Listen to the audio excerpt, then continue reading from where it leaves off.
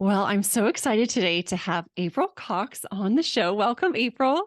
Thank you for having me. For It's so nice to be sure. here. Yeah. So let me read a quick little bio so our audience knows who you are, and then we'll just dive right into it.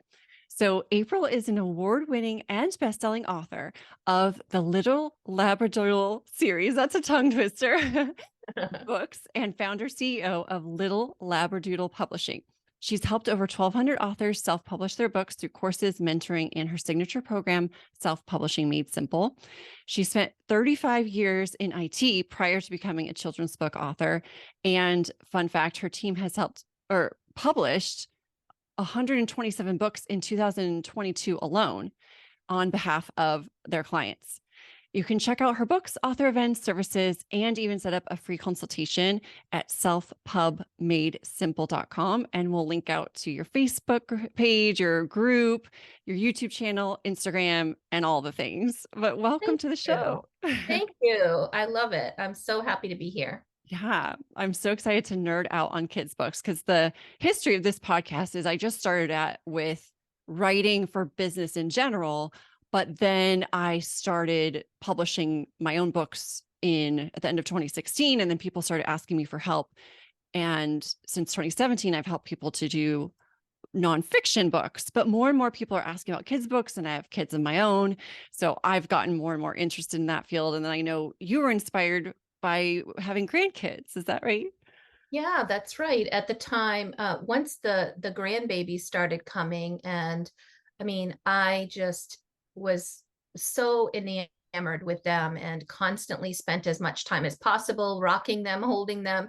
And then when they were a little bit bigger, it was all about reading stories and Nana's story time with the grandkids. And it turned into us making up stories of our own and having fun with our imaginations and pretending.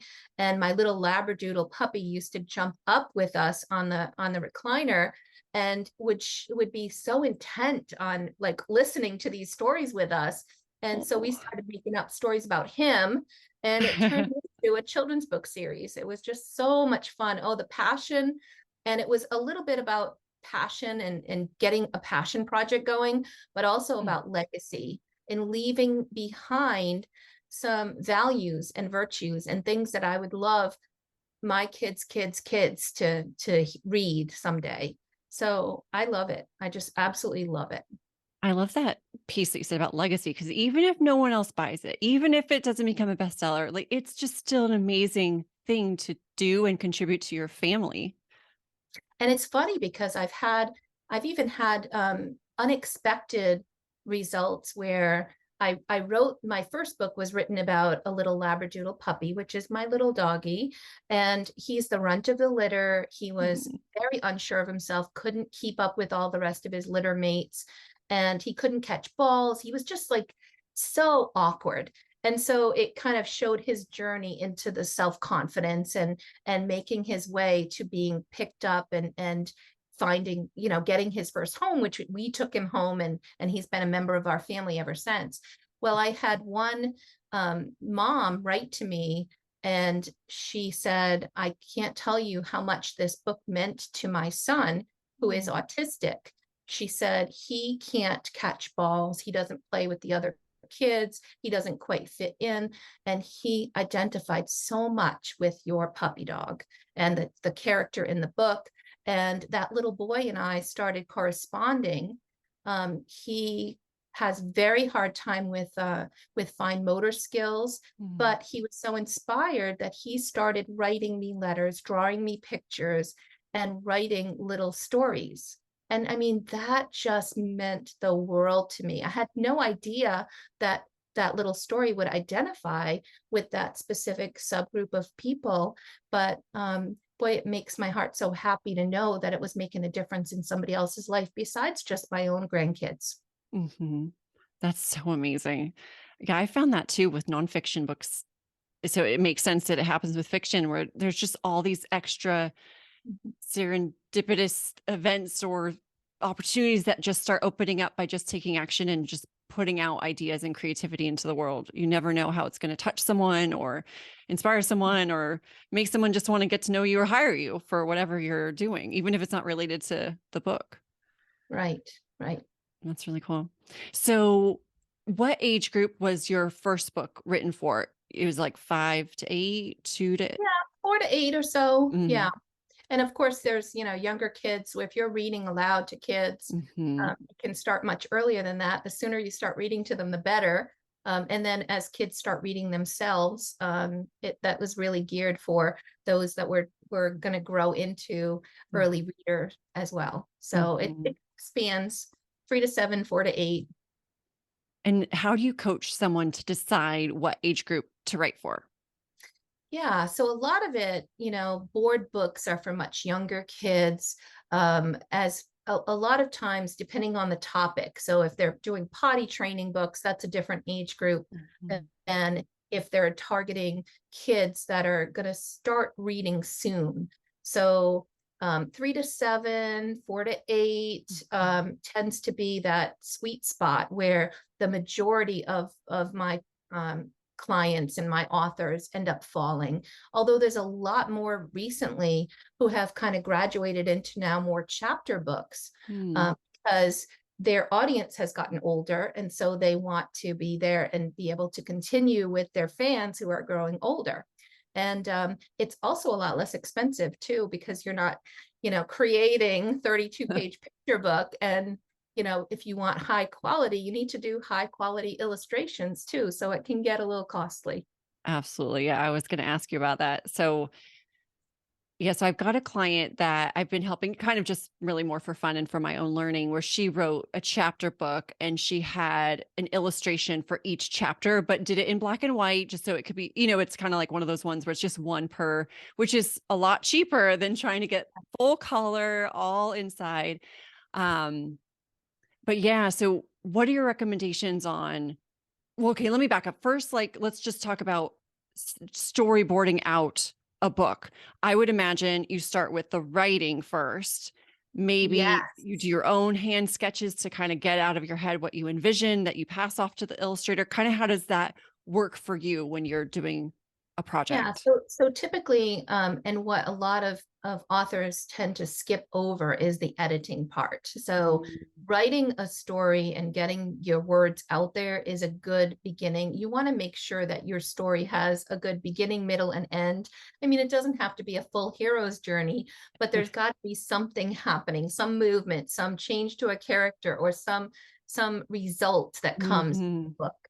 So you want that to happen. And then I highly recommend going with an editor who's very well versed with children's books, because they can help you turn a good story into a great story, Mm. especially if you have rhyming in there.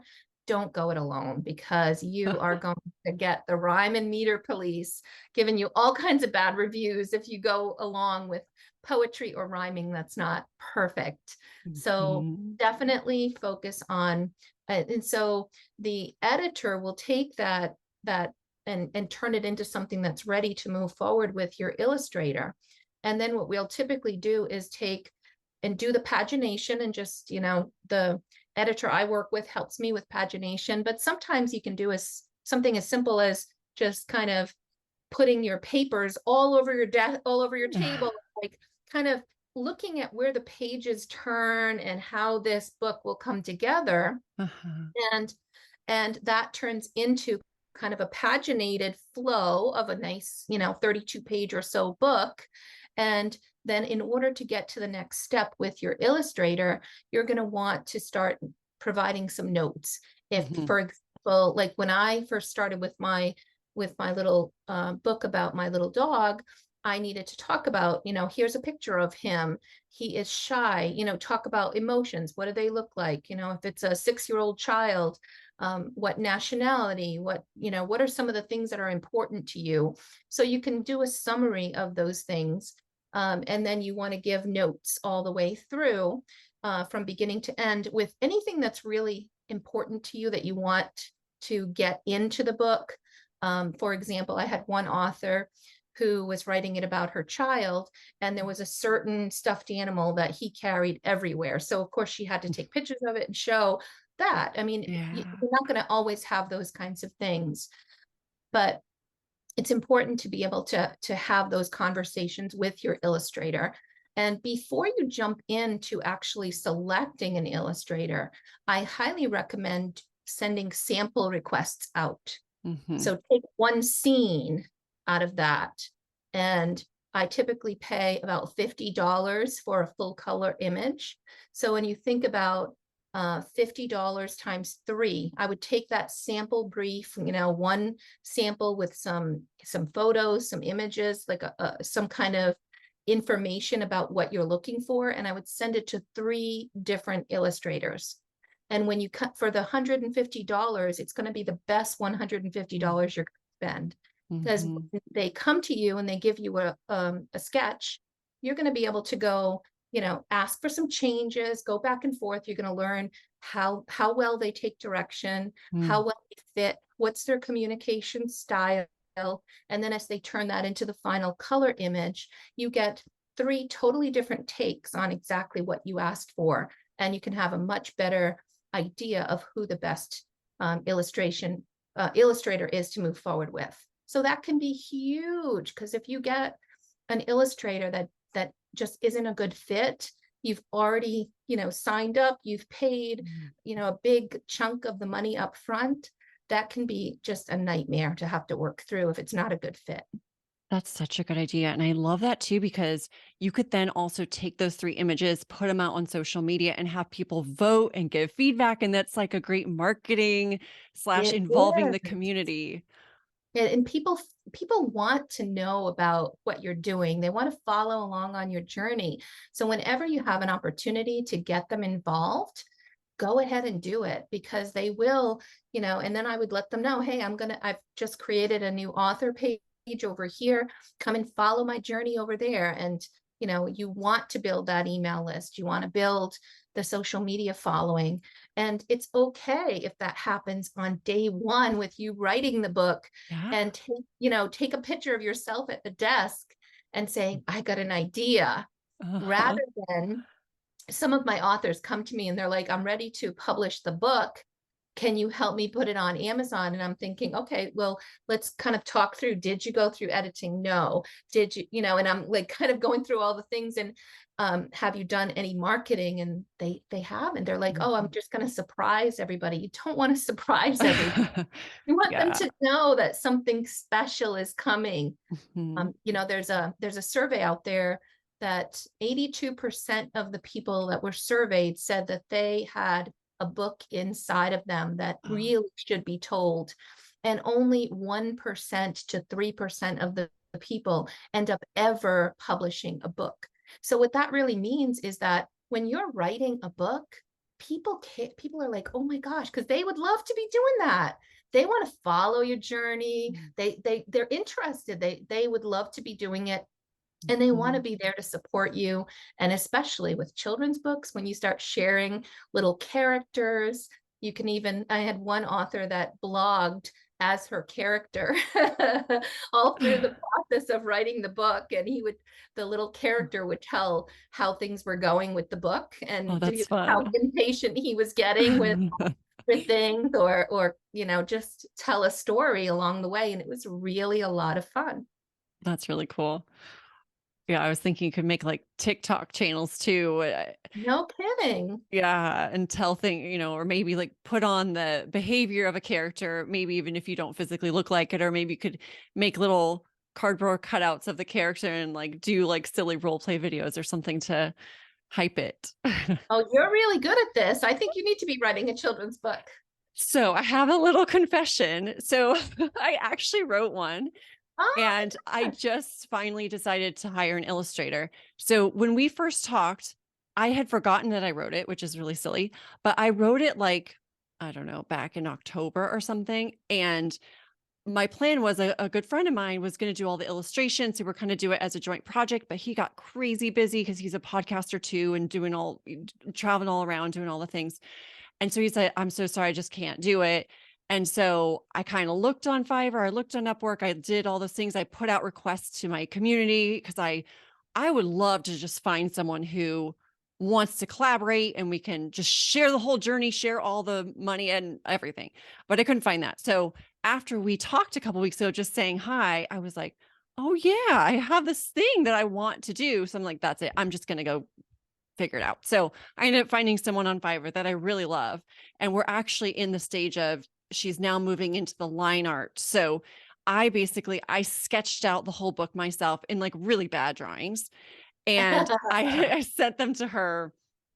And then she did just a rough sketch. And then I gave feedback. We kind of did two little rounds of feedback. So I was like, oh, wait, no, this character needs to have this, or the character should be more sad in that scene, but not the parents, and that kind of whole thing.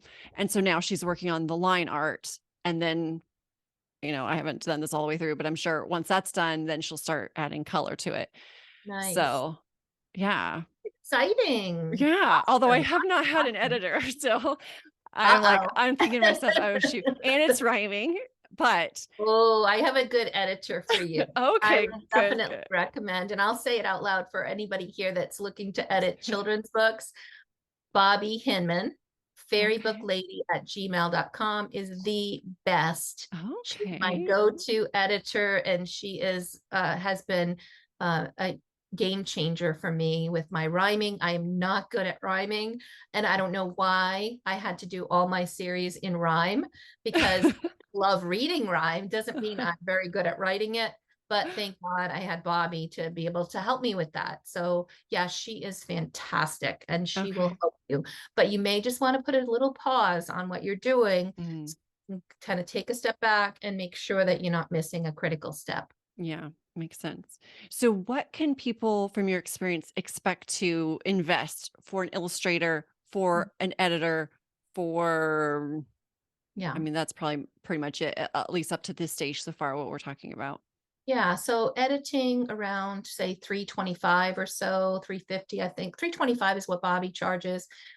If we're going with illustrations, if somebody tells you go onto Fiverr and look for $5 illustrations, Yeah. please run away because you Yes. don't want to be spending $5 on illustrations. I would say for illustration of a children's book, a 32-page children's book, you're probably around $3,000. Now, I Mm. spent a lot more than that with my first book because I had a Disney illustrator. And Oh, wow. now probably could have done 3 books with the price that I paid. You don't have to go overboard, especially with a debut book. But I wouldn't want to try to skimp and pay, Mhm. less than $1,000 for a picture book edit illustrator. Not if you want to create the kind of high quality work that is going to be very marketable. Mm, It's different if you're just doing this for yourself, for your right. family. That's a totally different purpose. Yeah. Yeah, I did notice that in some of the books that we've been given as gifts, like m- my mother-in-law speaks German fluently. I actually studied German in college, and she sent a book that was in German and in English for my son. And the illustrations, like I hate the illustrations. So I won't shout out the name because it's just like I hate them. And I've kind of found that style seems to be prevalent in a lot of the cheaper versions on Fiverr. It's like this weird computer thing. Right. So I don't know if there's a program that's pumping these out, but it's Some kind of of them like, are even like they look like they're clip art kind of, and yeah, the yeah, perspective is off. Like they'll take a bit of, a house or a background from one clip art thing, and they'll put yeah, something, they'll try to incorporate it with other things, but the perspective is completely off. yeah. You're so much better off going with a reputable illustrator. And I share my contract that I use for myself with my students, and that gives you, free it gives you access to that you own the artwork. It lines out the agreement as well. Now, if you're using Fiverr or if you're going through Upwork or one of those other sites, then you have that same kind of contract where you own the artwork when it's done. But if you're not going through there, just make sure that you have an agreement, that you know what you're getting into, because that is one of the areas that can really come back to bite you in the rear end. That's a good point, especially if you maybe are working with a friend or a friend of a friend, kind of a Mhm. someone like that, where if you don't make things really clear in advance, it could come back Mm. to to bite you or just cause a lot of hard feelings and Right. trouble in advance and later. What other tips or advice can you think of around the illustration process or hiring someone or even recommendations if you do it yourself? Do you have any of your clients that have done the Do. illustrations? Yeah, I do. I have some amazing author illustrators, and I'm always jealous to because Mm. I can't even draw a stick figure and have people know what it looks like. But they're amazing, and there's a lot of um, YouTube videos out there about how to use Procreate and create, Mhm. books yourself.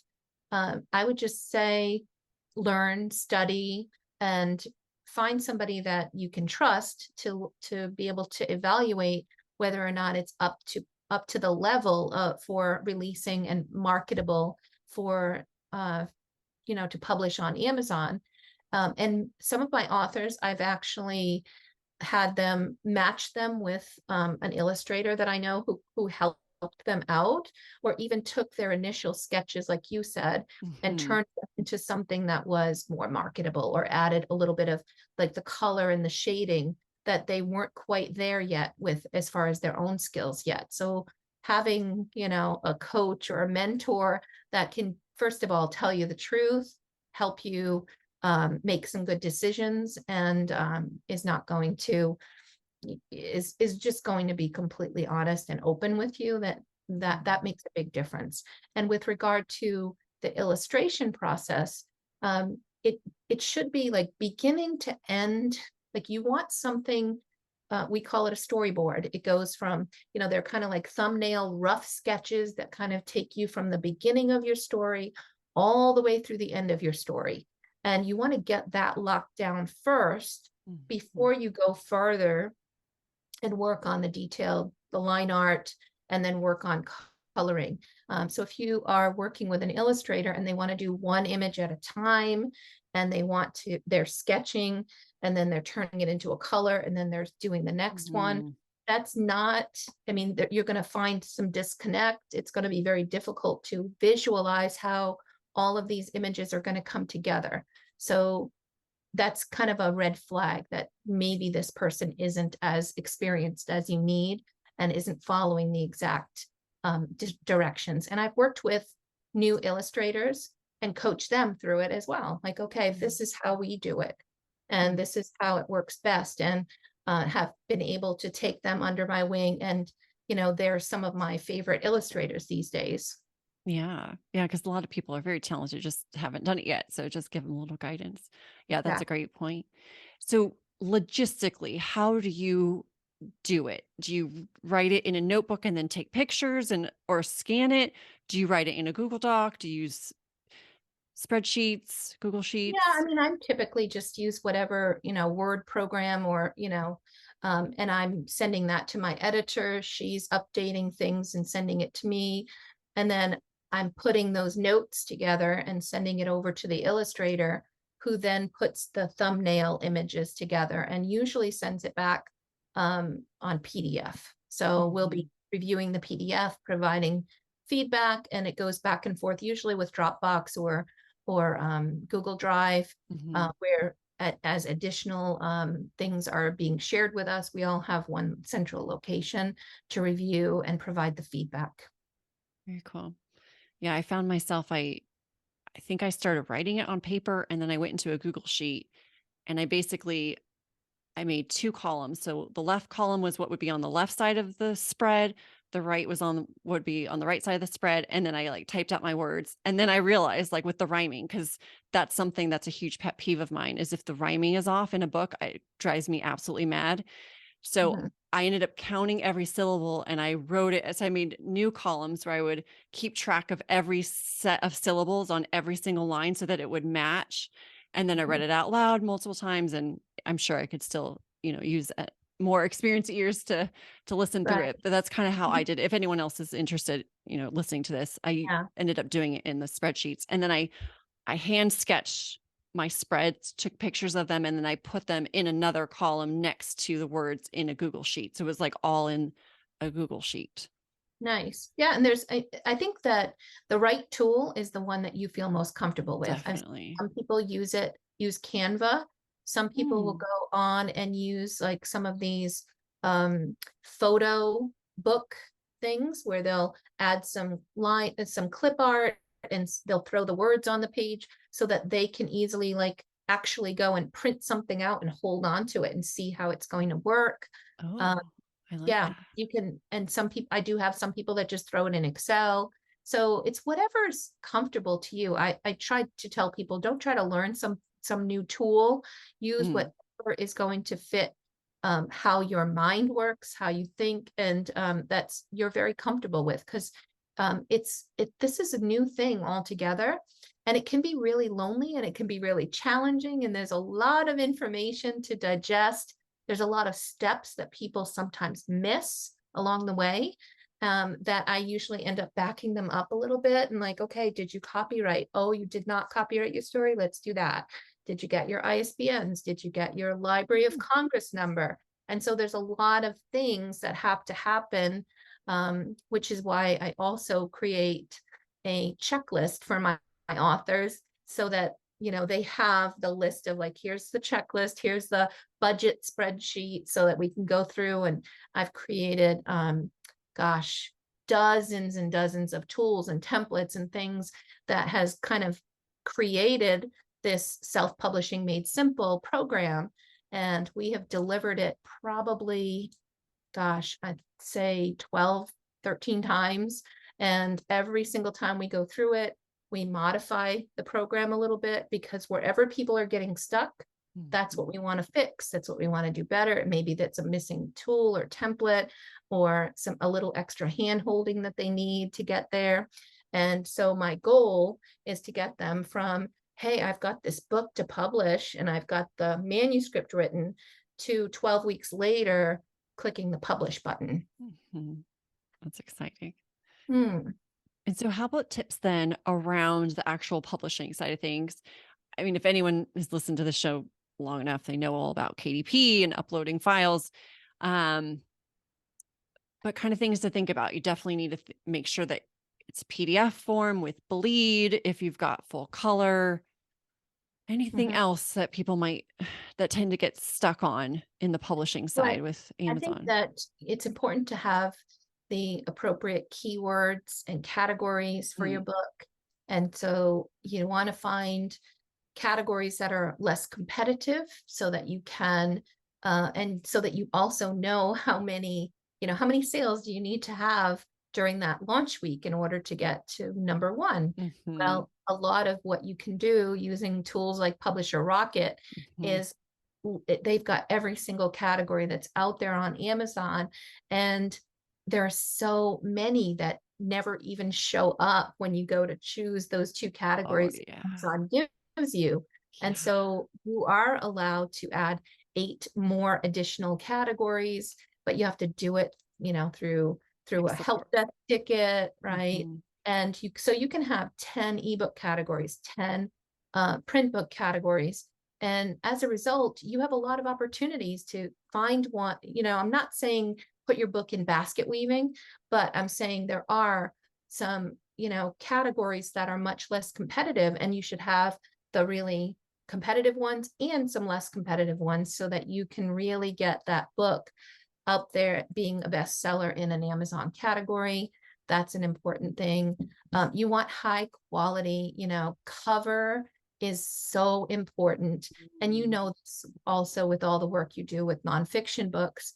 If you don't have a good cover, if you don't have, a great book blurb, and you don't really know your audience and your description is really not there, um, it's not going to sell, regardless of how much you spend on it. So, I always invite people to set up just a free consult with me, and I'll go through, take a look at what they've got, and let them know what their next steps are. Give them a little bit of free feedback, That's to take a look amazing. at, and just let them know this is what I would do next. And if you want to do it yourself, here's I usually have free tools, templates, videos, because my YouTube channel is filled. I think I've got 250 videos out there on self-publishing, and majority of it deals with children's books. So there's lots of free information out there on my channel. And if they want help, if they want me to help them or my team to help them, then we're there to help as well. That's great to know. Yeah. Yeah, what other advice would you give around the cover? What do you think makes a great cover for a kid's book? Yeah. So um, shrink it down to a thumbnail size, the size that it's going to appear on Amazon. And then go and take the thumbnail size images of the competitive books that you're going to share a shelf with, or that they'll be, scrolling past. Um, and put your book in the middle and put all theirs around. Does your book stand out? Can you clearly see the title? Is it nice, nice contrast? Do the colors look good? Does your book look like it belongs with the rest of them? If it's totally different altogether, it doesn't necessarily mean it's a bad thing, but there are some cases where I have one author whose book, other people have these children's book looking things, and hers is a children's book, but she just wanted 2 words on the title Mhm. and no pictures on it. So, Oh, I mean, it looks, maybe it'll generate some curiosity, but as much as I tried to tell her, I think we need to put some images on it so people understand and they don't get confused. She decided to move forward with it the way it was, but I don't believe that that's a good approach. It needs to fit in to what the genre expectations are. It needs to also have, you know, people should be able to click on the cover and have a good look inside and be able to see a little bit about what they're going to get, so that if you have really beautiful illustrations, make sure that you show some of those in there. yeah. um, and carry that to A+ content as well, because especially for children's book authors, when you scroll to the bottom of the listing, you'll see from the publisher or from the brand, and you can add A+ content as KDP authors. Well, that's, some people are like, well, I've got to scroll. Who's going to scroll all the way to the bottom anyway? Well, if you're accessing that listing through a mobile device, and roughly about 45% of the people coming through my Amazon store or viewing my website are coming in through their mobile devices. So when they do visit my listing, the very first thing they see beside the title and the price is the A+ content. So if it's beautiful visual content with some images and some nice 3D parts for your cover, and it gives people an idea of what your book is about, or like what's special about your book with some beautiful characters there, it's going to make a difference, because they scroll through all of that before they even see your Amazon description. So Mm, it's an important way of turning browsers into buyers. mm. And so don't lose those opportunities. That's a great point. And what do you recommend? You mentioned publisher, as I'm a big fan of self-publishing, but what do you recommend to your clients to do around who they put as the publisher? Do they come up with their own? Do you have them incorporate it first, or is it just like a brand? How do you teach them on that? Yeah, so it's a personal choice. There are some of them that want to keep things simple and they just leave their names. They want to be, a sole proprietor. They're just going to, take the income, and it becomes part of their personal taxes. Others, now I knew that I wanted to do this for a business, so I created an LLC, Little Labradoodle Publishing, and I'm creating and publishing books under that. For it. So for some people, they're setting up LLCs, which makes it pretty simple. It also provides a little bit of protection with regard to if somebody were to sue you. It protects your personal assets from from having a loss there based on a suit that might come through Mhm. from your business. So I also just have them look at, if someone was to sue you, do you have assets that, could be at risk that you really need to protect? Because if that's the case, then you really should do an LLC. That's a good point. And part of me, I'm kind of smiling and laughing to myself because my book has it's a little bit, it's like, like The Simpsons or South Park, where it's a cartoon, but is really for adults. My book is actually for kids, but it has little subtle things in there that Awesome. That's adults. parental love. Yeah. So the title is Duck Buddies, which Okay. can give you a very good, that's right off the bat is like a joke right there. Um, so there's little embedded jokes in there. So I'm kind of thinking, wow, if a parent saw that as offensive and then wanted to like sue me based off of, inappropriate jokes or something for their kids, that would be a good thing to have it under an LLC. So that's why I Yeah, was sort of and I mean, smiling. somebody could even say, "Oh, you stole my story." True. Or for me, I created some plushies that I also made available with my book, and I know a lot of people do that. Well, what happens if, something falls off, a child swallows something and gets hurt? Could Yeah. that come back to bite you as well?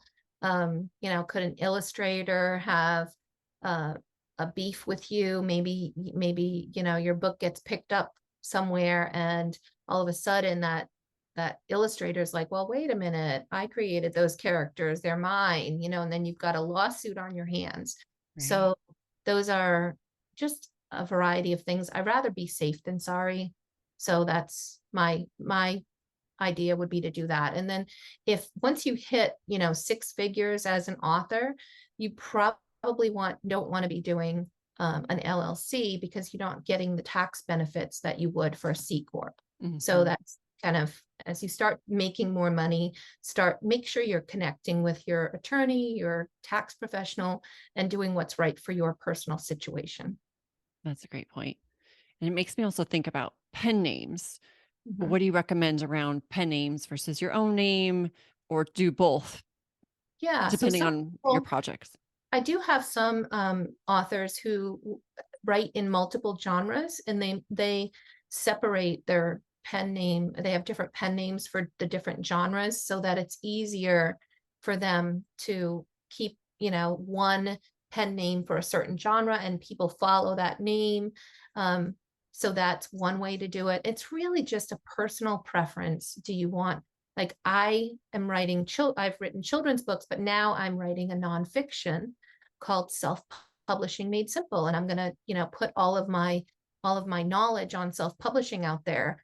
If people are searching for April Cox, they're going to see both kind of books. I'm Mhm. okay with that. I'm okay with that, that it might confuse some things. Maybe the Amazon algorithm is going to be like, wait a minute, April Cox doesn't write this kind. She writes that kind of books. But Mhm. it's going to be, I think that people will be fine with that. And if I ever decide to do a memoir or something like that, me personally, I would just put it in my own name.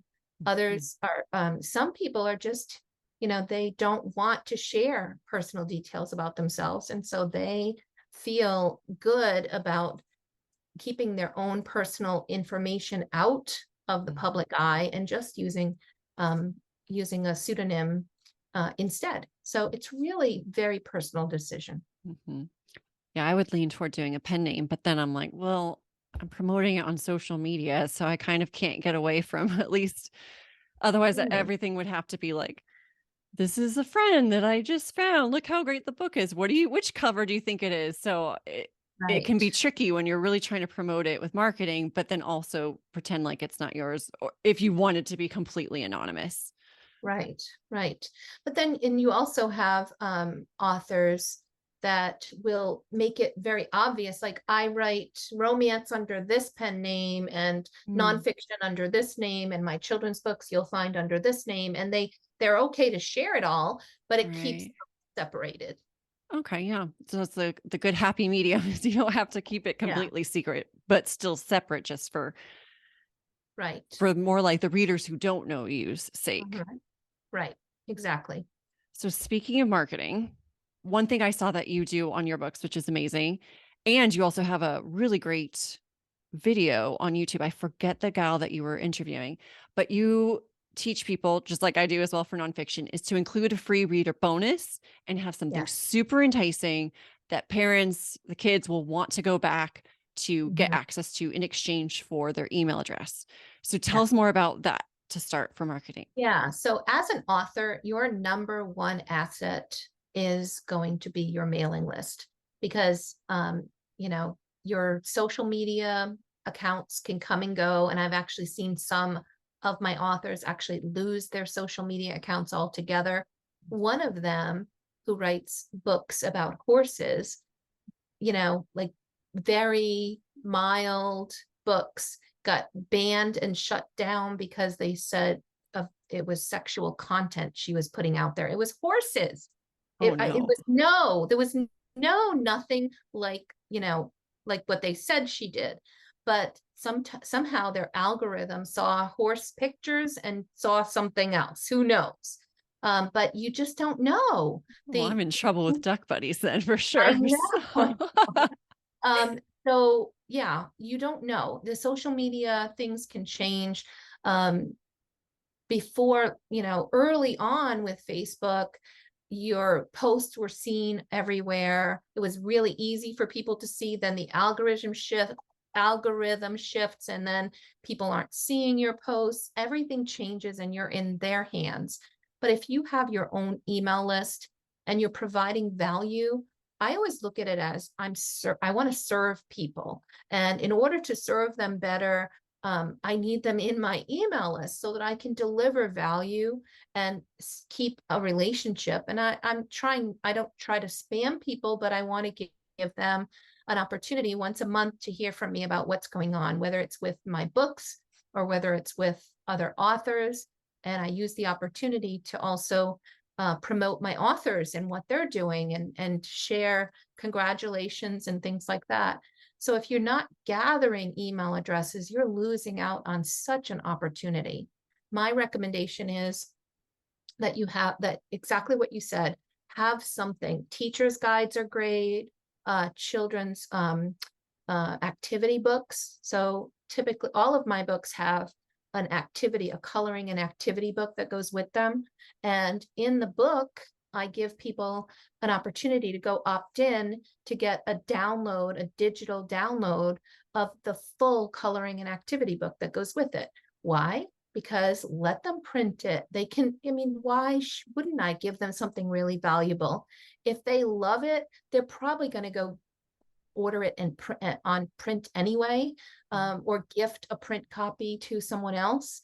So I'm all about giving a lot of value. And I also love digital video books.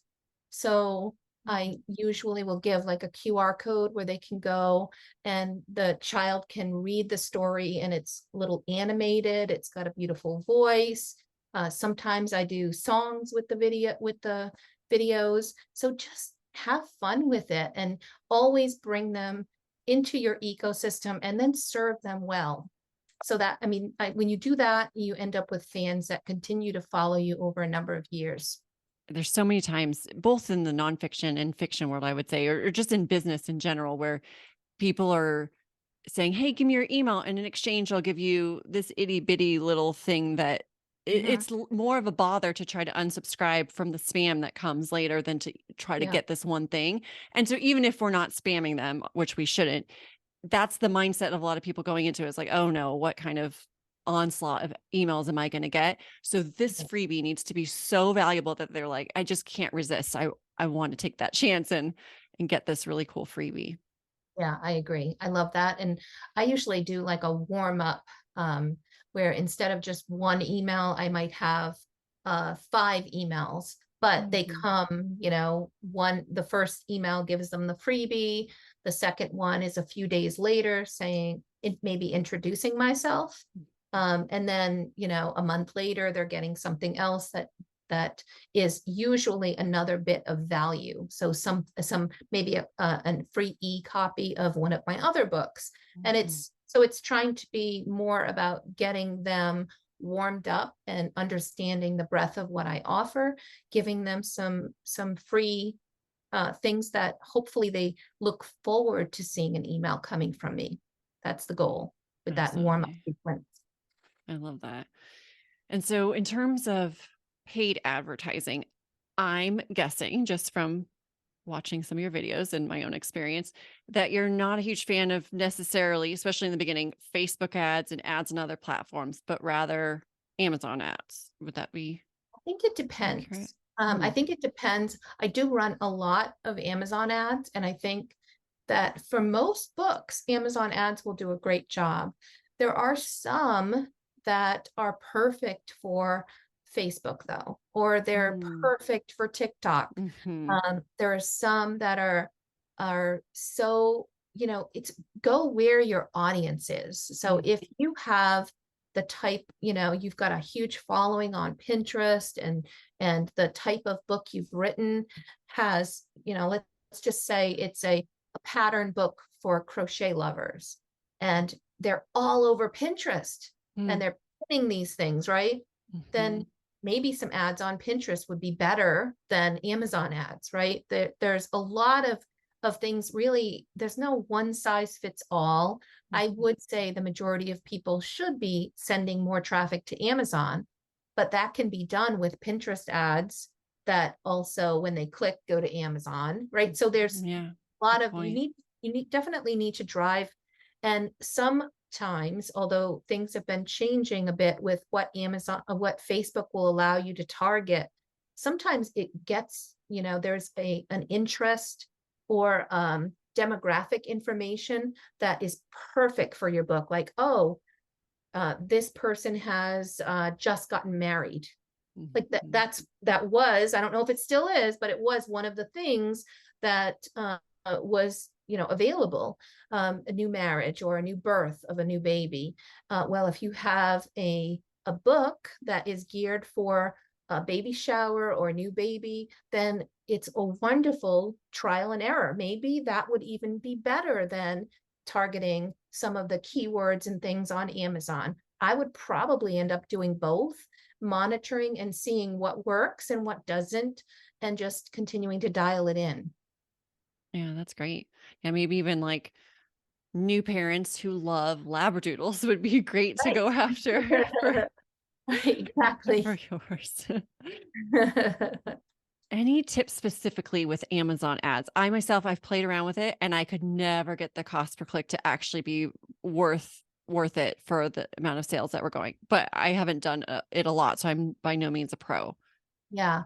Well, I think that um, more books is better.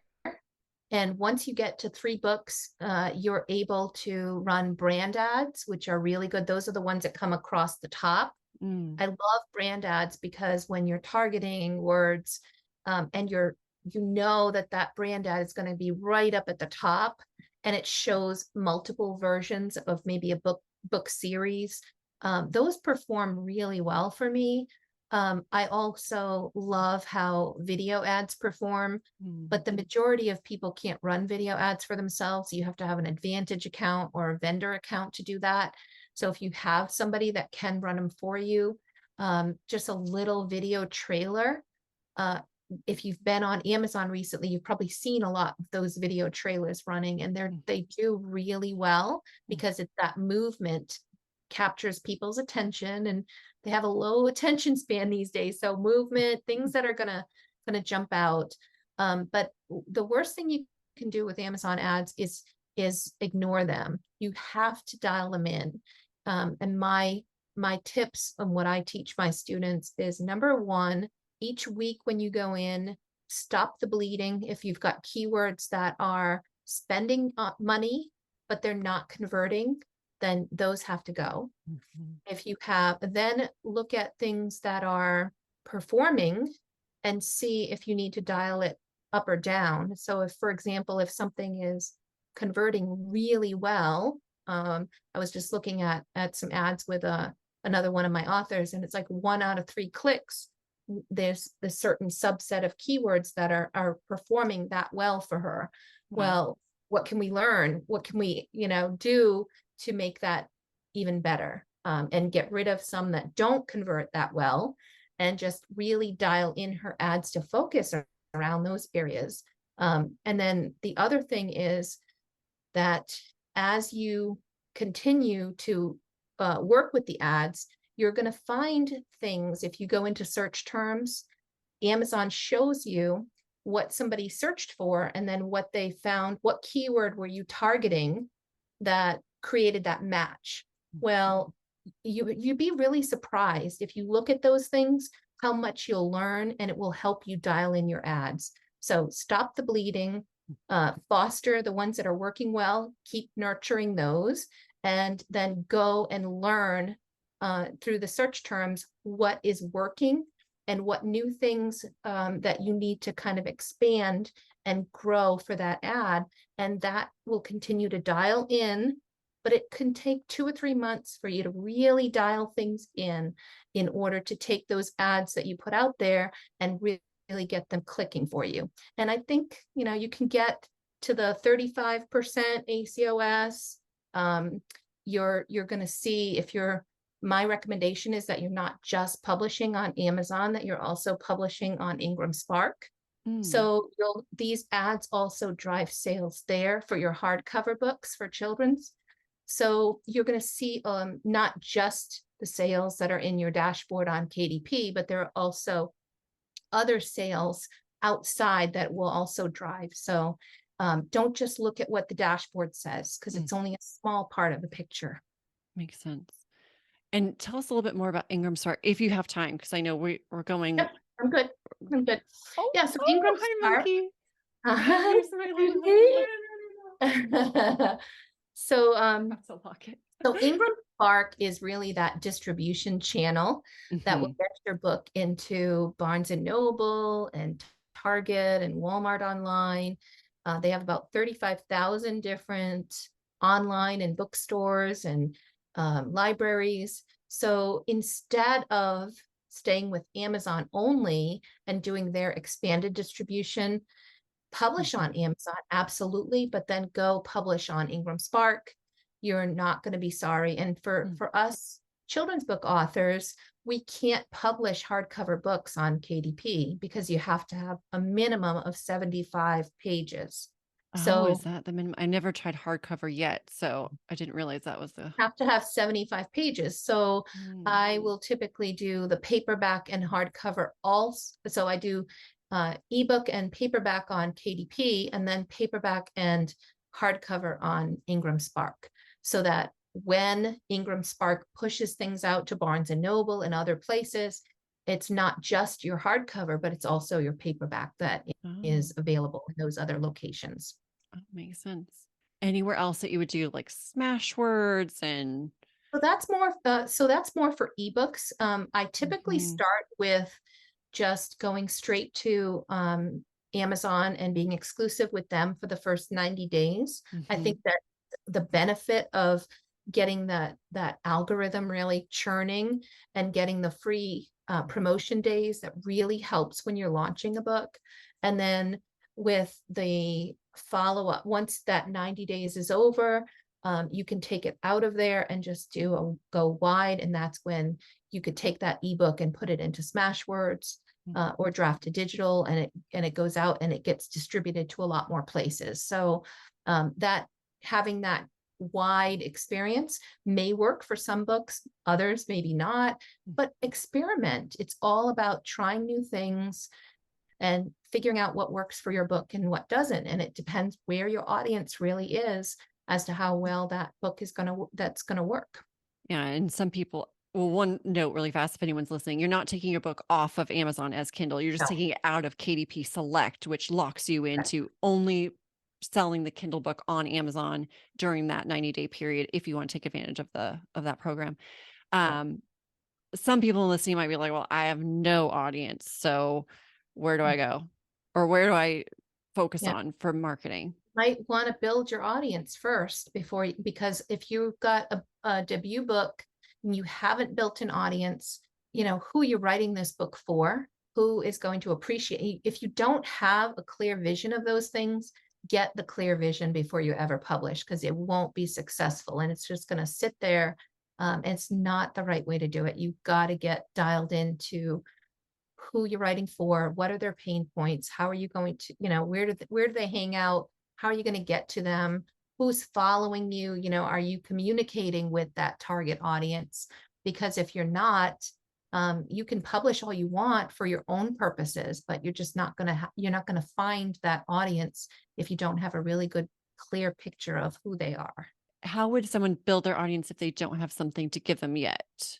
Like you're saying, build the audience by building up the email list and then publish the book once you've got X number of subscribers. That can be part of it, but at least know where your audience lives.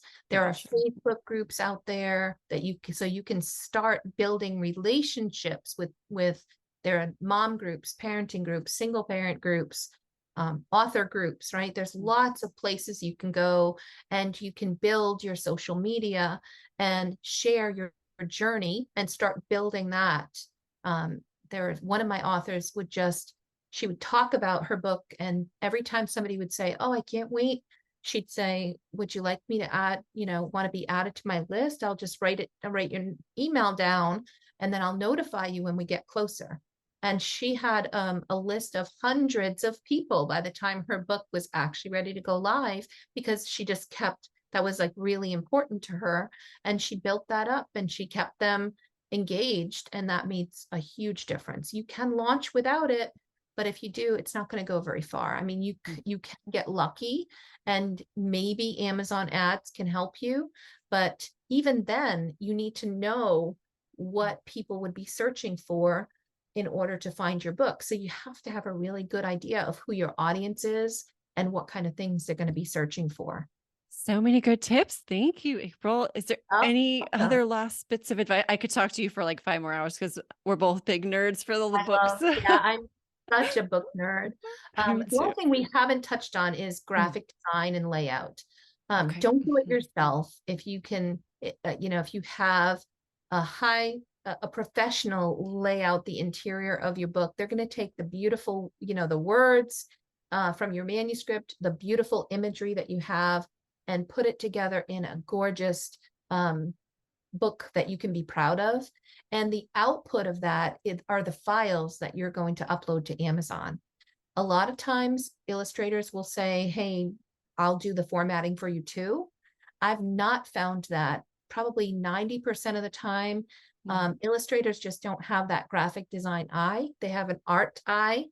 And so the typography, you might see mhm, beautiful illustrations, but the typography and the font they used for the cover or the interior just doesn't look professional. And you don't want that. If you're paying and you're working on a high quality book, make sure you get that professional in there. That's one of the people that I would definitely recommend that you have. Besides an editor and a good illustrator, make sure you have a good graphic designer and a mentor. Drop in and join Facebook groups. I have one called Learn to Self-Publish with April Cox. It's free. Drop in, join my Facebook group. You'll get lots of free advice. It doesn't have to always cost you something, but you have to do your homework and make sure that you've got the right people involved along the way. mhm. Yeah, that's a really good point. The artist that I found, the illustrator, she also is not doing the words, the typography, but I was thinking, okay, well, I need to make sure that she doesn't illustrate, let's say, on the whole spread so that there would be no place for the words. Exactly. So that's something too that Yeah, if you got you're to sort bring of, in bring in yeah. that graphic designer early if you can. What my graphic designer will do is put a template together. So after that storyboard is out and we've got the end-to-end look of the storyboard, she'll create the template, lay out the words on there, and then provide feedback to the illustrator. This is too busy. XX Mhm, over here. We need more space over here. And you get that design eye early. And then the illustrator does their things. And then by the time it goes back to the designer, the template's already done. Everything's just dropping in the final illustrations, and it makes that design and formatting process go that much more smoothly. mhm. This is just like everything where it looks so simple from the outside. And once you get in, not that's not doable, but it's a Yeah, lot more little steps and details that you really have to pay attention to. it is. It definitely is. And there are some people that might spend, 6 months with their illustrator illustrating the story. Another just tip is make sure that you got kind of go back in when you're looking to bring on an illustrator that are they what's their typical time frame, and Mm, based on the complexity of your artwork and what you're doing, hopefully it doesn't end up being 6 months, 7 months, 8 months, and I've seen even longer to get the illustration done, because mm, you want to be able to crank those books out and not get the delays. And that's why I focus on the 12, 90 days. We want to get published in 90 days. We want to work through that process and make it as easy and as, provide as much step-by-step hand holding as possible. Oh, I love it so much. So the headquarters to find all your stuff, selfpubmadesimple.com. And we'll link to everything in the show notes too. So people can just go and click really fast and pop over to everything. Thank you so much for your time today. This was so Really fun. was so nice. And I'll definitely have to have you come onto my YouTube channel and chat more about nonfiction Oh, because, as you yes. know, with me writing my own nonfiction, I am all about trying to get more information and learning more about the nonfiction side as well. Perfect. Yes. We'll cross pollinate all around. Absolutely. Thank you so much for having me. Thank you too. Bye.